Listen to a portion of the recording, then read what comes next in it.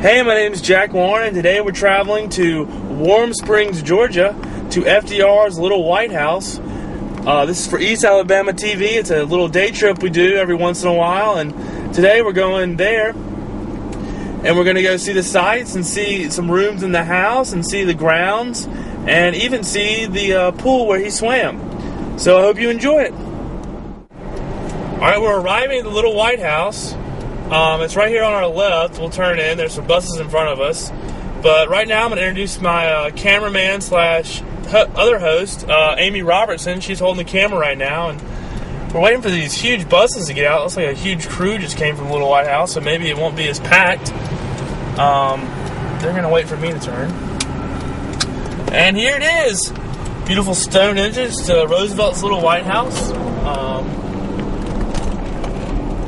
And we'll just let y'all see the whole entrance all the way through. Amy, are you excited today about coming? I'm so excited, Jack. Thanks for inviting me. You're welcome. Amy has never been before. So I have been recently, a couple years ago actually. So it should be exciting.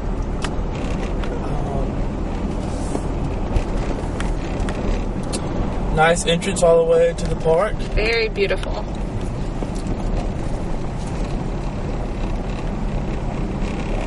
The park is open from 9 a.m. Monday through Friday in Warm Springs, Georgia. Just about 45 minutes, excuse me, camera, from Columbus. Maybe a little bit more if you get lost. Beautiful way up here, all these mountain roads. And I think we see it, but we'll go ahead and stop and check in with you a little bit later. Alright, we're going to enter into the museum of the Little White House. Just so you know, the museum and everything on the grounds is open Monday through Friday, 9 to 5 a.m. Group rates do apply for admission, and now for adults it's $10, for children it's $6, and for senior citizens it's $8. And military rates are acceptable. So we're going to go on here and see some of the museum and talk to Mr. Roy Thompson. He's going to give us some details on what's in the museum. Hey, Mr. Roy. Hey, how you doing? Good, how are you? Good. All right, this is our FDR museum, and I'm happy to show you around in here because there is so much to be seen here. It's a part of his life. We usually start our visitors off with our timeline here. It begins January 30th of 1882 when he was born. All right, the pictures on the wall and the marks on the wall. If you'll notice, there's a mark on the wall going up to each event. These are just events that took place in his life, and the pictures are pictures of his life as we have them. It goes from his birth to his death, and then we go down to the invention of the salt vaccine. About 10 years after he died. Now this bus was given to us. It took a man 30 years to complete it. Wow. And if we go down this way here, right here we have our theater, which we show a short video about every 30 minutes. Okay? Very good. And then these pictures here, posters. This one here, his eyes will follow you as you go by him. But they will. Yes. Make sure you get a picture that his eyes follow you as you go by. I don't know if you caught that. I like to tell the students and everybody that a good president always has his eyes. That's right. Okay. All right. So does every mother. Yes. And as we come on down, we have the family tree here. And it's laid out to where everyone can see it. And it's fairly easy to understand. Right. Yeah. Most people don't realize that him and Theodore Roosevelt were cousins. Was it fifth cousins? Is that right? Right. And then Anna and Theodore was uncle and niece. Okay. So, in effect,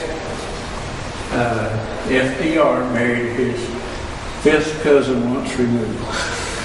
If you can figure all that out. Yeah. And over here we got the two pipes. Now one of them, if you touch them, one is of the warm springs and one is of the cold springs. That warm springs comes out of the ground at 88 degrees, and there's 914 gallons per minute. And then the cold spring goes down the other side of the mountain and furnishes water to the town of Warm Springs and the National Fish Hatchery, which, by the way, is the first national fish hatchery of the nation. All right. Then we go on through the middle of the museum. This was given to him by the Asante tribe, and they believe that this represents the stool that the king sat upon. And this stool, according to their belief, came down from heaven, and also only the king can sit on the gold seat. Okay, so this is a replica. And then there's the saddle. He loved to ride. He even tried to ride after he came down with polio, but it got to the point where it was impossible. Right. And we have all these artifacts over here that was given to him. This gentleman right here, Mr. Charles Pullen, was down here not long ago, and he gave this back to us. There's a picture of him giving it to Roosevelt. So it was returned to us, and we're certainly happy to have it back. As we go around this way, you can see all the artifacts in here. Now there's a picture, the smallest picture, pencil drawing of the little White House. Then you've got the man at the helm, steering the ship. This side over here is just gavels and a chain carved from one piece of wood. Oh my gosh. That clock sat on the mantle in England when he visited over there, and Winston Churchill sent it to him after about the third or fourth visit over there. Now this is a table given to him from Australia. It's got 10 different types of wood in it. And it's, if you can see, they have outlined the continent of Australia on there. Wow. Now this... Now, was this in the house, or was this... No, this was not in the house. I actually think he received that after he had died. Okay. All right, over here, now this is interesting. This case here, we have a piece of the Mayflower, the original Mayflower, and the little piece of wood was made to look like the Mayflower. It's got human hair for ropes and onion skin for the sails. The book is from Winston Churchill himself, authenticating the little ship. And you have the ships in the bottle and so forth and so on. That's always amazing, ships in a bottle, especially the Mayflower in a bottle. Yeah. And down here we have this case. Now that's the captain's lamp from down at the White House. When that lamp was burning down there, the guards would let you go down. If it was not burning, you couldn't go past the boat gates. Okay? And over there is the breakfast tray that he ate his last meal on.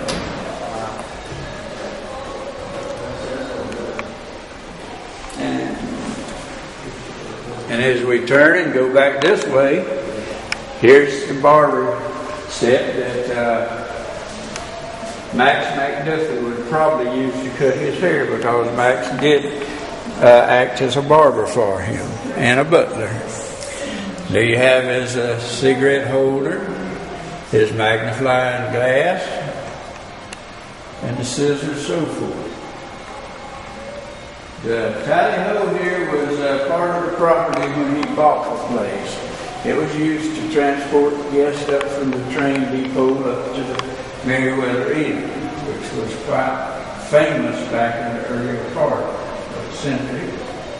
People came from all over to go to the Meriwether Inn, swim in the pools.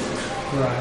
And so that was given to him as part of the property when he bought the place. This Ford here, 1938 Ford, navy blue. That was his favorite color.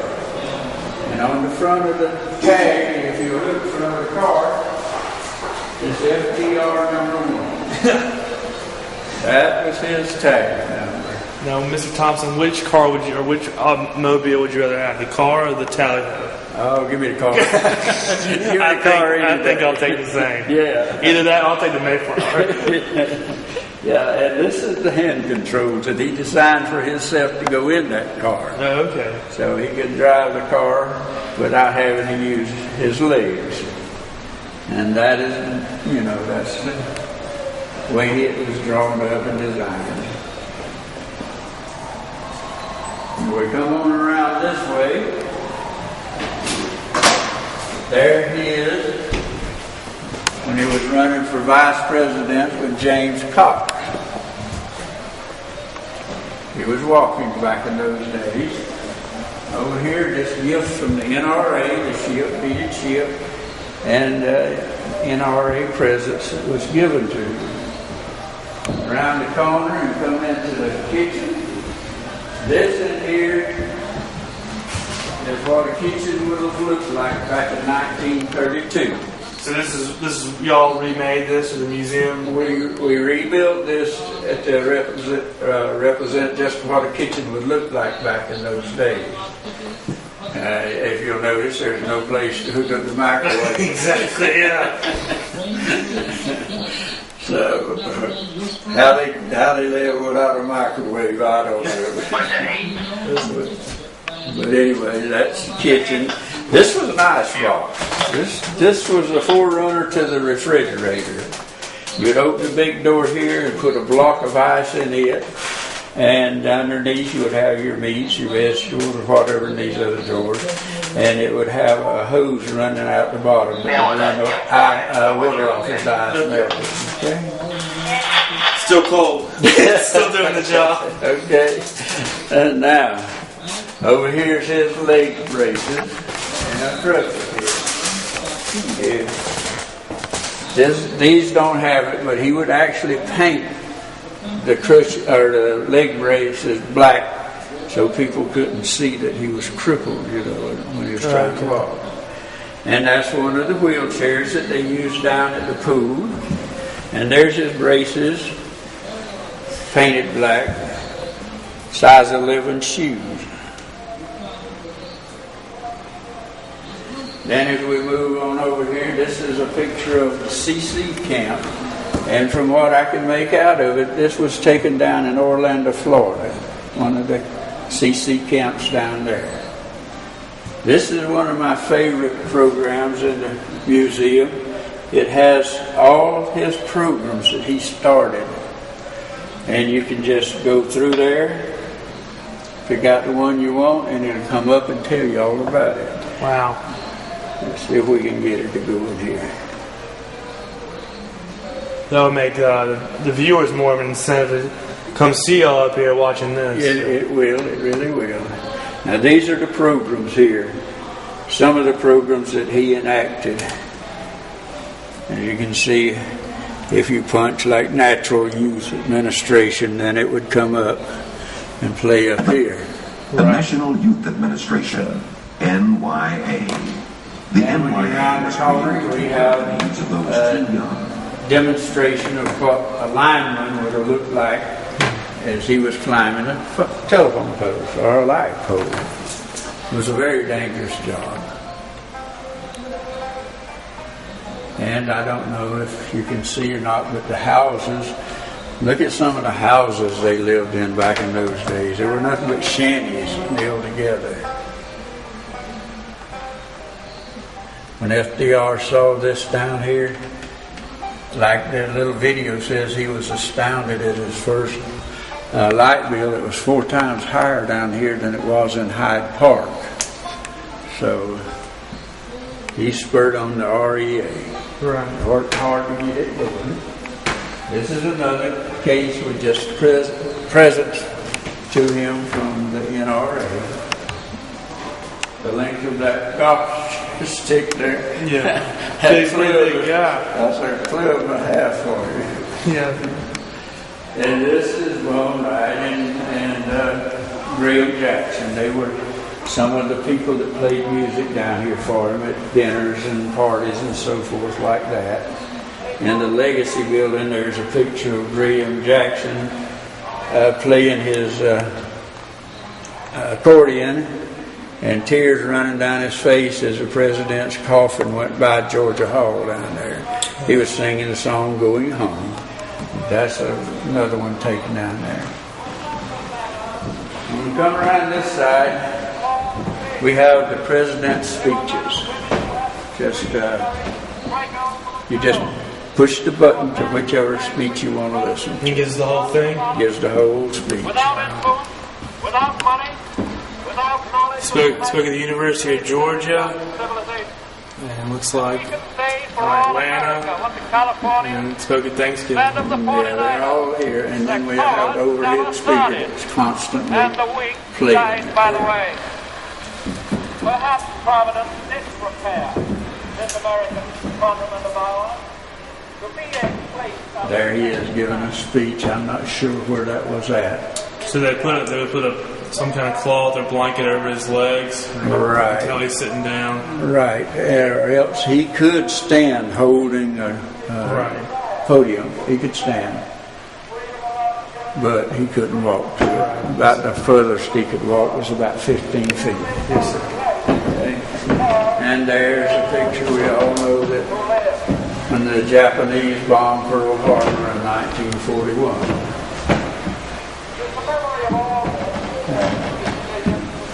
There was part of his speech to the Congress and the people. We come around here, we have Katie's big stick, and you'll notice FDR's stick is a lot bigger. Yeah. He got spikes on it. And that picture was given to him by the Chinese, and it's made strictly of silk threads. There's no paint on it. Wow. That's amazing. You can tell as you get closer, but from a couple feet out, it's impossible. And that's his Navy cape that he liked to wear, you know. He likes Navy. Oh, he loved the Navy. And there we have our freedom fighter from Yugoslavia. He was a man that they were going to hang for his, disagreement with the Nazi party. And that's a picture of him standing there as they were fixing to hang him. Yugoslavia sent us that. Then we have the presidential flag over here.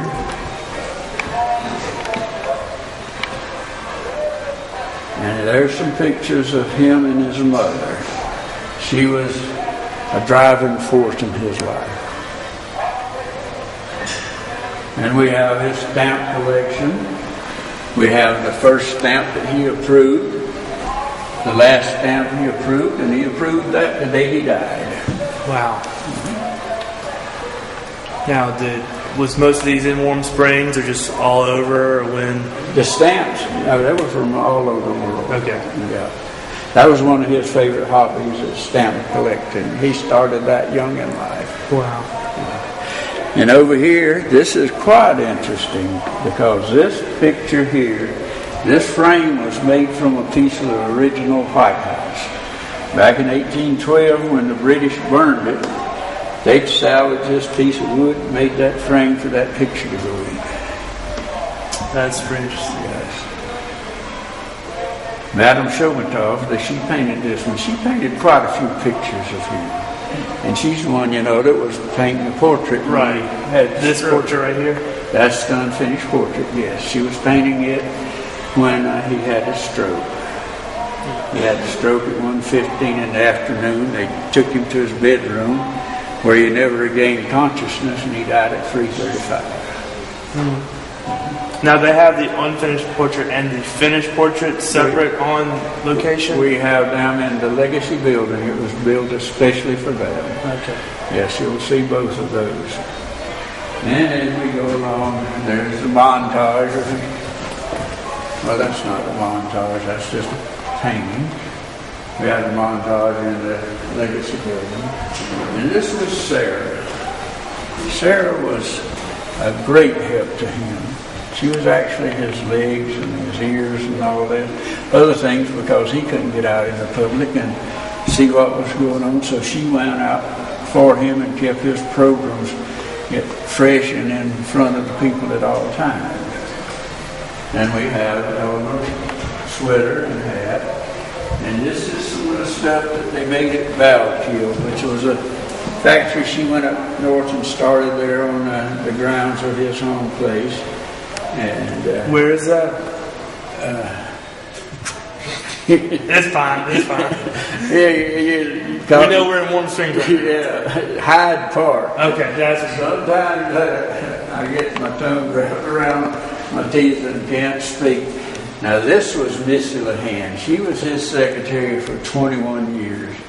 She knew him better than anybody else, I guess, other than mother. Right. And she was totally dedicated to him. She died in 1944, just a few months before he did. Lewis Howell was the driving force behind his political career. Lewis started working with him even back practically when he was in college. And it was Lewis Howell that just kept his political career going, because he might have just give up on politics once he had polio. Right, yes, sir. And then we got Fowler, the president's dog. As far as I know, that's the only dog that ever lived in the White House that had his own secretary. He got so much fan mail that they had to hire him a secretary. Fowler. Yeah. And his real name is Murray the Outlaw of Fowler Hill. So the president just shortened it to Fowler. These are tent poles that they would use down at Camp Roosevelt when they would come. The Marines would come in about 2 weeks ahead of the president. That's the way everybody knew when the president was coming. Right. And they would live in tents like you see here. There was 85 of them down there. There was 9 surrounding the the president's house at all times. Wow. And this is a list of the ones that served here at the White House that got killed in battle.